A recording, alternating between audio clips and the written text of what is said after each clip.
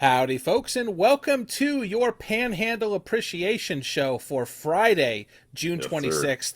Sorry, I meant the Storm Chasing Forecast Show.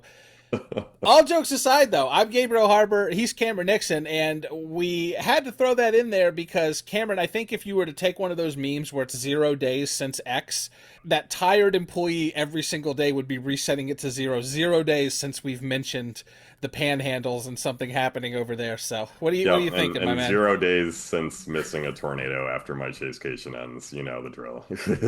Absolutely. How did that chase end up going for you? Oh, yesterday's, I didn't go. That's how it Oh, okay. went. You know what? That's the best kind of tornado to miss is the one you never even tried to find in the first place. Yeah, I agree. I saw the photos rolling out 4 p.m. right when I was getting off of work, and I'm just like, that's already done. Beautiful tornado up here in Beaver, but maybe we could do that again today. Yep, I think that's definitely a good possibility. Before we get started, I want to tell folks about this wonderful app that you're using on your screen. That, of course, is Weatherfront.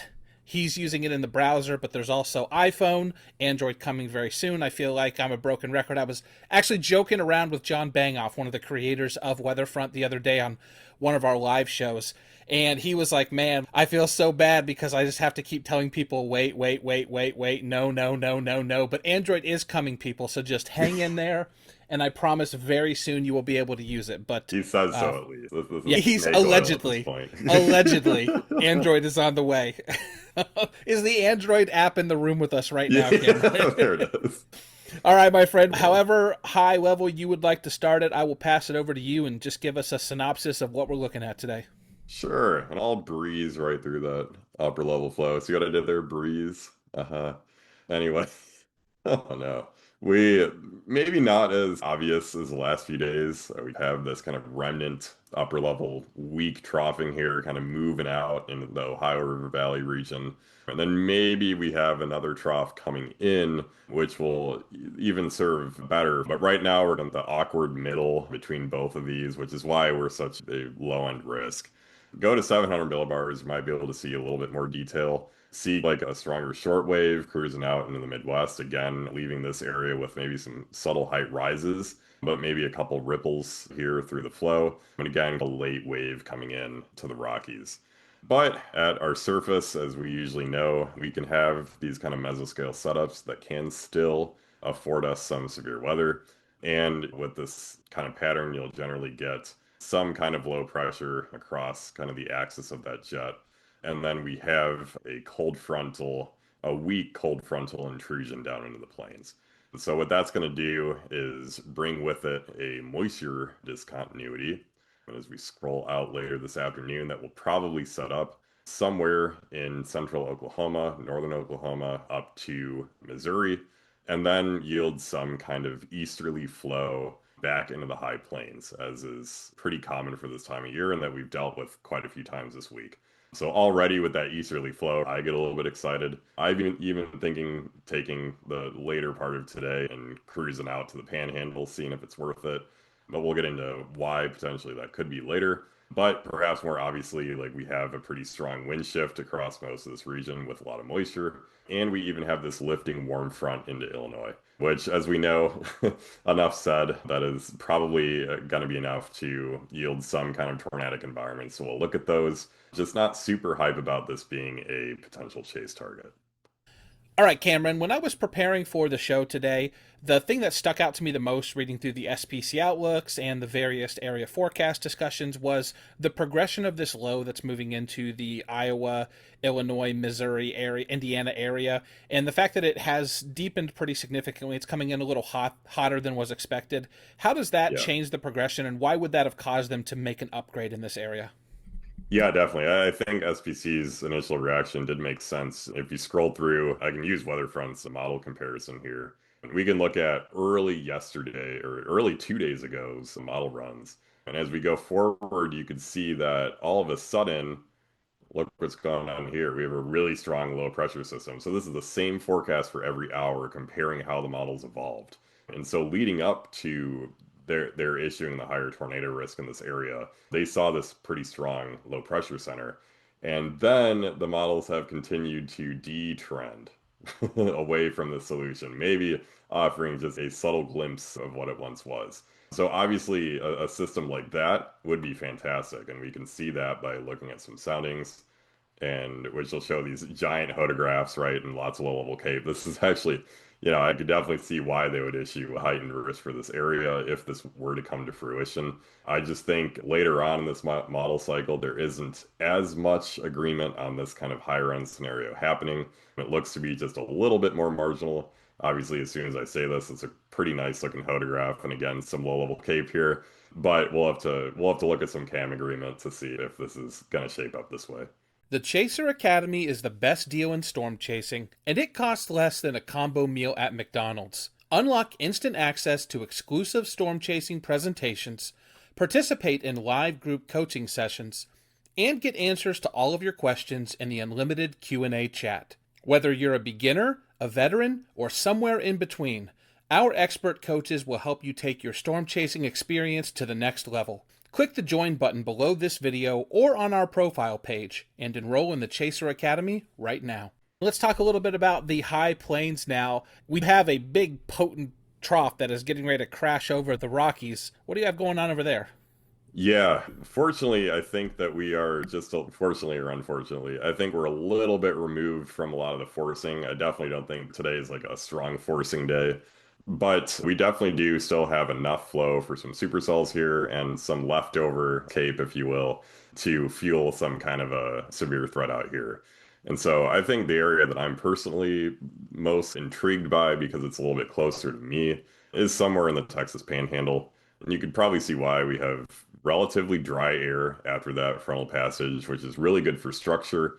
Lots of cape here, and then a pretty classic supercell photograph. Kind of odd shape here, but we scroll a little bit later. I think I've seen some a little bit more nicely shaped photographs take shape. Something like this. So is it the most exciting setup? No, there's a reason why this is a marginal, but I think it could afford some pretty nice structure somewhere.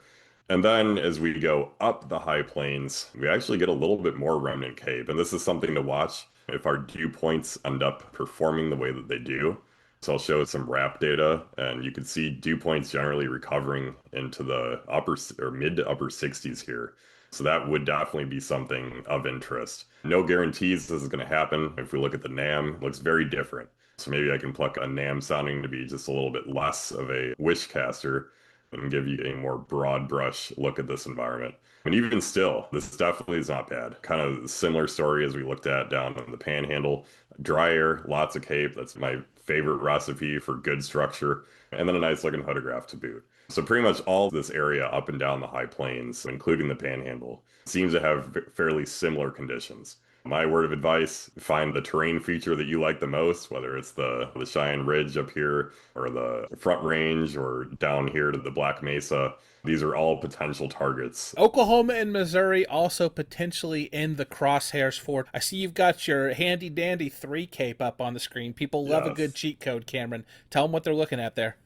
Yeah, this is definitely one of my favorite parameters for use in tornado forecasting. And even though we might have slightly less classic flow features out here, I think Oklahoma and Missouri will be behind the main mid-level wave. We do have a stockpile of low-level cape here that you can see extends up to the kind of Illinois, Indiana target that we were talking about earlier. So if you pluck some soundings around here, they're generally conducive for tornadoes in a vacuum. Have lots of low-level cape here, even lots of cape above. It's just the photographs that I'm worried about, and this is why I'd almost consider this kind of a desperation play if you were really looking for tornadoes. I think you could find them. It just might not be as worth your while. There's a good looking photograph, right? I think anywhere down from Missouri to Oklahoma, you could find the needle in the haystack here. You'd probably be dealing with some kind of mini supercell, given how low those LCLs are and how weak that shear is. But you could definitely find something out here. So if you're vacationing with family out in the Ozarks, just stand outside and let Jesus take the wheel. Maybe you'll see something cool. Yeah, I'd rather do that than intentionally chase that area tomorrow.